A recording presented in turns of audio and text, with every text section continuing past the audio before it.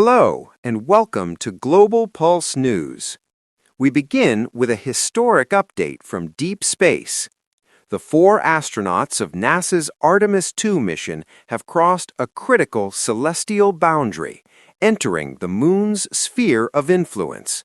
That means lunar gravity is now pulling harder on their spacecraft than Earth's own pull. The transition happened 4 days, 6 hours, and 2 minutes into the flight, at a distance of 39,000 miles from the Moon's surface. With the Moon now their gravitational master, the crew, NASA astronauts Reid Wiseman, Christina Koch, Victor Glover, and Canadian Space Agency astronaut Jeremy Hansen, are preparing for the mission's most critical phase, a far-side lunar loop scheduled for tomorrow. That maneuver will carry humans deeper into space than ever before. At their farthest point, the crew will reach 252,757 miles from Earth. That breaks the previous record held by Apollo 13 in 1970 by just over 4,000 miles.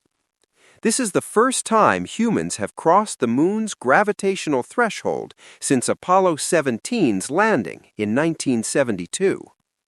Over the weekend, the astronauts conducted critical preparations for their lunar flyby. Those included manual piloting tests, a review of 6 hours of science objectives, and checks of their emergency spacesuits, which will provide life support in case of contingency and for the ride home. But they've also had time to take in the view. Newly released images from NASA show the crew gazing at Earth through the windows of the Orion spacecraft. Orion is expected to reach the Moon's vicinity shortly after midnight on Monday, April 6th. Later that day, the crew will travel farther from Earth than any humans in history, surpassing Apollo 13's record of 248,655 miles.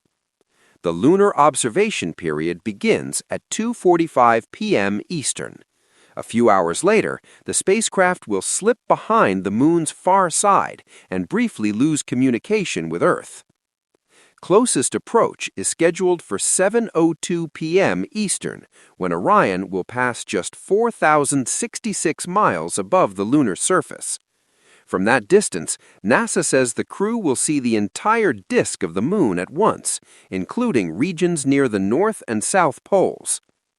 Later, the astronauts will witness a solar eclipse as Orion, the Moon, and the Sun align, making our star disappear behind the Moon for about an hour.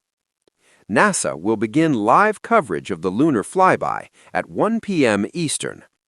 A new chapter in human spaceflight, unfolding right now, 252,000 miles from home.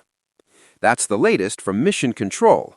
We'll bring you updates as the crew loops farther than anyone has ever gone.